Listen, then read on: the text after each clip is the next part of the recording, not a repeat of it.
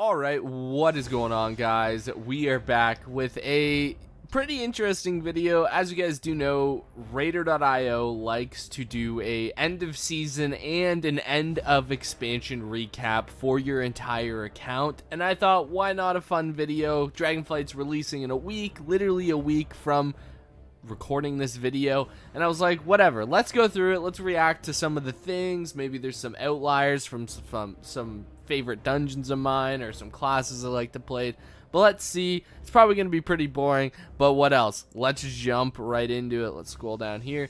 Now, this will be in the description down below if you guys want to go generate your own recap for yourself and go check it out. It's really fun just to see, you know, it's 2 years of your life if you played the entire expansion that you get to take a look back on. So, I suggest you go do it, but you don't have to. Let's jump right into it. Raid bosses defeated. Does not surprise me. We got Castle Nathria, we got Sanctum, we got Sepulcher, Sanctum of Domination 378. This does not surprise me. I ended up joining the guild I am in now. They are a higher end mythic guild at the time, well, still are, and we cleared Sanctum every single week. We did 10 bosses every single week for many weeks until Sepulcher came out. And I don't know if this is including Faded. It doesn't look like it is, but you've downed 812 raid bosses across all of Shadowlands. That's pretty sick. That's way more than I did in BFA. I've raided a lot more in this expansion. Castle Nathria was actually the first raid tier that I got cutting edge in, so that's pretty exciting. Obviously, Sepulcher going to be a lot less kills because it was a longer tier. On top of that, no one wanted to do it, right? Once you killed it, no one wanted to go back and do Anduin and Jailer and all that stuff. But surprisingly, I killed 119 bosses on normal. It felt like I never did normal at all. It looks like it was Sanctum, but that was probably for shards, so that makes sense. But yeah, let's go down. Raid progression duration. It took you 125 days to complete Castle Nathria. Which raid did you clear the fastest? Sanctum of Domination. This makes a ton of sense. Like I said, I was in about a World 400 guild in Castle Nathria. And so, obviously, 19 raid resets to kill Castle Nathria. But then I joined this guild probably about 10... Well, actually, it would have been 14 raid resets into this tier because I trialed for them on the Tuesday and we ended up killing Sylvannas, so that would have ended my progression. So, obviously, it's going to be the shortest. And then, surprisingly enough, Sepulcher was not that much longer, even though I was in this better guild as a longer raid tier. This is pretty surprising. Your top 3 bosses by live track time: the Jailer, Sire, and Sylvannas. This makes a lot of sense, right? The Jailer, one of the longest and hardest raid bosses that has existed for a very long time in terms of tuning and mechanics and everything like that. And then Sire, like I said, first cutting edge. That makes total sense. And Sylvannas, surprisingly, it's at 23 hours, but I think that is just over the course of how much time I spent there. And we spent a lot of time on Sylvannas because we wiped there a ton. Gearing up across Shadowlands. Alright, December 8th, week 1, I was 194. My biggest non-legendary gear upgrade was only 52 item levels. Very interesting. So I went from 194 in December 8th, 2020 to 304 November 15th, 2022. I think I'm at 306 right now because I've taken off my legendaries because I'm not playing the current game anymore. Basically, I'm waiting for Dragonflight. So I'm at about 306 with all of my gear taken off, including legendaries. That's pretty cool. Just to see, this is kind of the end of the patch. Another end of patch here, and then obviously we hit another end of patch here, though this continues to go up a little bit because of how the faded system worked. Your styles from season to season. The most popular set of items your highest geared character ran with, I guess this is Mythic Plus. Yeah, this looks like Mythic Plus. This makes sense, right? Didn't have that much gear because I wasn't clearing Castle Nathria that much. Season 2, Makes a lot more sense. All mythic item level gear in Season 2. As you can see, very, very cool. Season 3, more mythic item level gear. Now we get the tier sets. That looks pretty banger, pretty banger. Did I have a blood spattered skill? No, look at that. I ran Aegis and Reactive Defense Matrix for 2 seasons in a row. The literal 2 same trinkets. And then, oh, Season 4, surprisingly, I ran Ticking Satchel and whatever this trinket is. I forget what it is. But nowadays, it's Cash and Reactive Defense Matrix. RDM, whatever it's called. But yeah. Surprisingly, these two are here, though I did use these for quite a bit, especially in Season 4 progression. Your most popular specs, this makes total sense. 671 runs on Brewmaster. I was a Brewmaster main. I'm obviously going to play Brewmaster the most. 98 runs on Blood Death Knight. I think I only played Blood Death Knight for like 2 seasons, so this is higher than I thought it was. I played Vengeance a lot more in Season 1, I believe it was, and in Season 3, so that's pretty cool.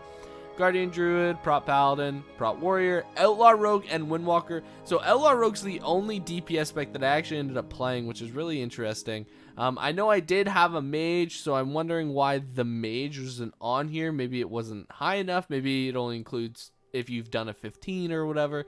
But I'm not too sure. I definitely did way more than 13 runs on my mage. And Windwalker, just some fun keys that I must have done with guildies or whatever it was. But this doesn't surprise me. This will probably look very similar next expansion, even though Brewmaster is looking pretty bad. Who knows? I might swap to Vengeance Demon Hunter, Guardian Druid. Who knows? But whatever class I'm maining, it's a good chance that is the class I'm going to be doing the most keys on. Your Mythic Plus account scores. All right, let's take a look here. So 1829 Season 1. I was actually really trying to hit that 2K mark. I was trying to do some 20s with a friend of mine. Didn't work out. They were a little bit too difficult. Prideful was a little bit too difficult of an affix. But it'll be really interesting to see the fact that my score did really go up, surprisingly, right? Season 2, it did make a massive jump. Was this when they added both Tyrannical and Fortified? I don't remember. I think this might have been. I don't remember. But Keystone Master was 2K in this season. Keystone Master was like 1.5 in this season. So just to give a reference, Keystone Master was 2.5K in this season. This season, I actually did like push keys a decent amount. I got some 23s in and things like that. I really enjoyed Encrypted as an affix. And then Season 4, I really just got my portals, and then I just didn't. Most active season in time, 100%. I rarely depleted keys, surprisingly. I don't know. I didn't deplete a single key in this season on my monk. Which is crazy to think about. Whereas in Season 3, I depleted a lot of keys. Let's see. Your most active week's affixes were Tyrannical, Bolstering, Explosive, and Encrypted. Bolstering's interesting, and Explosive. Both those are very interesting because I hate both those affixes. And you ran 44 keys with those affixes, timing 59.09% of them. Cool. Cool enough. Gotta catch them all. Throughout the expansion, you've grouped with a total of 37 different specs, 37 in raids, and 35 Mythic Plus. There was one spec you never alongside in your group, Preservation Evoker.